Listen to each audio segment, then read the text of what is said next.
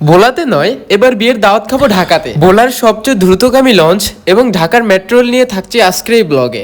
আসসালামু আলাইকুম এভরিওয়ান, আমরা এখন শপিং করতে আসছি ভোলা শপিং মলে। তো আমরা কালকে সকালে চলে যাব, এই জন্য এখন রাত 9টা বাজে শপিং করতে আসছি। সেই লাগে মা। আমার শপিং করার মধ্যে সাদা কোনো না কোনো কিছু থাকবেই। সো এটা হচ্ছে কাঁচা বাজার রোড। আমরা এখন খালপার হয়ে নতুন বাজার যাব। এখন সকাল 7টা বাজে আর আমি এখন রয়েছি নতুন বাজার। প্রথম যাত্রা ইলিশা লঞ্চ ঘাট। চেহারা তো সুন্দর হয়ে গেছে।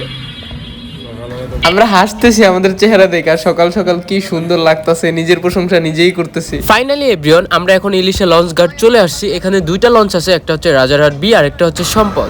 সো আমরা ওই লঞ্চটা দিয়ে যাব যে লঞ্চটা সবার আগে ছাড়ে। আমরা আবার একটু ব্যাক করতেছি, কারণ হচ্ছে আমরা নাস্তা করতে হবে। সকালে কিছু না খেয়ে বের হয়েছি দুইজনেই। সো নাস্তা খাওয়ার পরে ভাবলাম মেঘনারের ব্লক পারে একটু হাঁটাহাঁটি করি।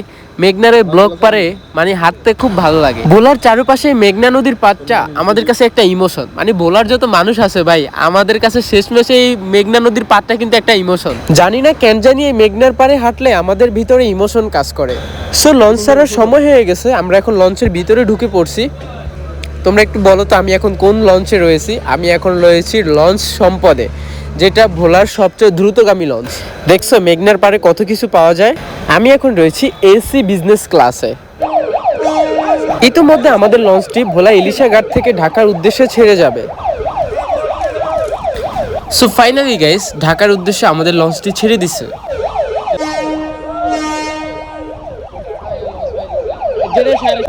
কিন্তু এই যে আমার ভিডিও দেখতেছে আমার পেজের, একটু নাম হতো আমার ভিডিও দেখতেছে, ওর নিজের দোকানের ভিডিও দেখতেছে আমার পেজে।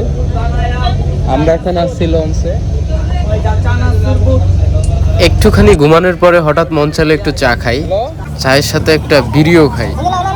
বিড়ি খেলে কেমন হইব কোন তো? এক হাতে একটা চা থাকবো আর এক হাতে একটা বিড়ি থাকবো। সরি, বিড়ি না, সিগারেট থাকবো। কিন্তু সত্যি কথা হচ্ছে আমরা বিড়িও খাই না, সিগারেটও খাই না।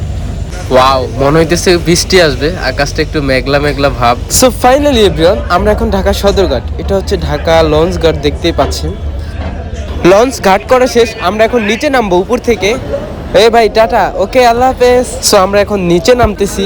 আজকে জার্নিটা মজা হয়েছে, আজকে লঞ্চ জার্নিটা অনেকটাই মজা হয়েছে, কারণ আজকে অনেক পরিচিত মুখ ছিল এই লঞ্চে। হাঁটতে হাঁটতে বন্ধুরা বলতেছিলাম যে লঞ্চের এই পল্টনটা খুব সুন্দর উঠে ক্যামেরায়। তখনই আমার বন্ধু একটা পোজ দিয়ে দেয়। ও সেই, এবার রিক্সা নিয়ে এখন চলে যাব আমরা বাংলাদেশ সচিবালয়, সেটা হচ্ছে গুলিস্তানের পরে। এটা হচ্ছে জগন্নাথ বিশ্ববিদ্যালয়, এরপর হচ্ছে গুলিস্তান, এরপরে চলে আসলাম বাংলাদেশ সচিবালয়।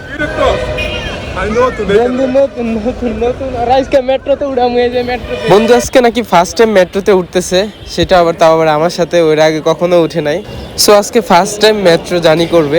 আমি টিকিট কাটতেছি আর ও দাঁড়িয়ে আছে। এরপর হচ্ছে ওরা তো একটা টিকিট দিয়ে ও পাস করে গেল, এরপরে আমি টিকিটটা পাস করে যাই। বর্তমানে এখন মেট্রো রেলে সবসময় জ্যাম থাকে, শুধু শুক্রবার না, শুক্রবার তো জ্যাম থাকেই, তারপরে অন্যান্য দিনগুলোতেও জ্যাম থাকে। একটু পরেই দেখবেন জ্যামের কি অবস্থা। মানে বাংলাদেশ সচিবালয় থেকে এই অবস্থা, এত জ্যাম, পরের স্টেশনগুলো তো বাদই দিলাম। আমরা এখন চলে আসছি আগারগাঁ স্টেশনে। তো আমরা এখানে নেমে যাব।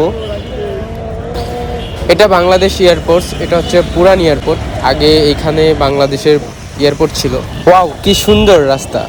সো আমরা এখন আমাদের আত্মীয়দের বাসায় যাচ্ছি। এখানে আবার পাখি দেখলাম, আমি আবার পাখি প্রেমীও বলতে পারেন, পাখি আমার খুব পছন্দের। এটাকে ধরতে গেলেই কামড় দেয়। আল্লাহ, অনেকবার চেষ্টা করার পর ফাইনালি আমি হাতে নিতে পারছি। আল্লাহ, কামড় দেয়। সো আজকের ব্লগ ভিডিওটা এখানেই শেষ করছি। আবার দেখা হবে নতুন আরেকটা ভিডিওতে। ওকে, আল্লাহ হাফেজ, সবাই ভালো থাকবা, টাটা।